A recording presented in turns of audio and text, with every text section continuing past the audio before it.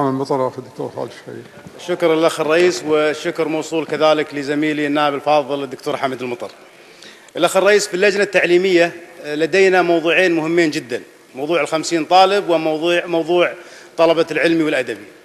بكل أسف الأخ الرئيس، الإخوان في التعليم العالي يتجاهلون توصيات الأخوة في اللجنة التعليمية. قدمنا توصية بالإجماع على إلغاء قرار 50، وقلنا حق الإخوان في اللجنة في وكيل التعليم العالي والأخوة في وزارة التعليم العالي، إذا كان هناك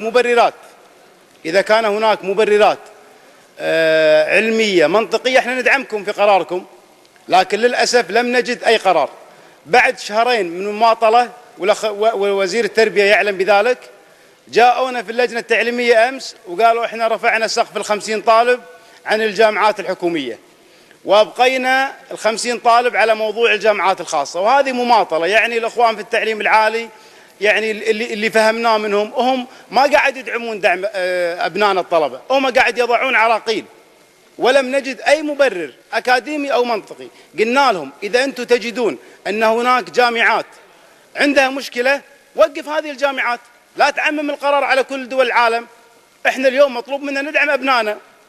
القضية الأخرى الأخ الرئيس، فيما يخص استكمال طلبة الأدبي والعلمي، قعدنا مع الإخوان في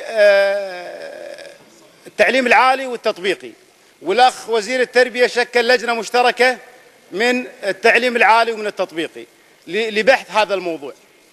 تفاجأنا الأخ الرئيس أن اللجنة المشتركة اللي شكلها وزير التربية رفعت تقرير، وهو التقرير الثالث. هذا التقرير يوصي بإلغاء هذا القرار، بمعنى أنه يسمح لطلبة العلمي والأدبي باستكمال دراستهم.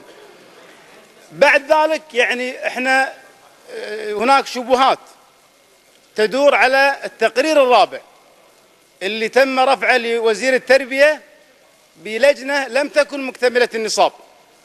فلذلك الأخ الرئيس، نحن نعتقد في اللجنة التعليمية أن هناك تلاعب من قبل الأخوة في التعليم العالي، لذلك نطالب بتشكيل لجنة تحقيق.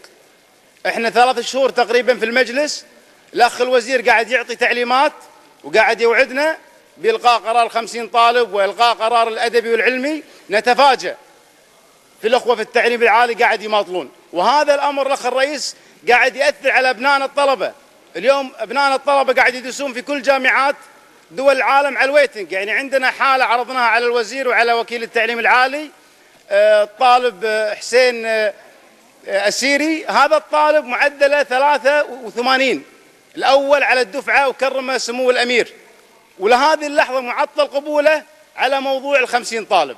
فالأخ الرئيس، أنا طالب مجلس الموقر أن يفوض اللجنة التعليمية بتشكيل تحقيق فيما قاعد يدور في لجنة التعليم العالي. شكرا الأخ الرئيس. شكرا للأخ الدكتور خالد الشخير. الأخ الدكتور محمد دشتي، باقي من الوقت 3 دقائق ونصف.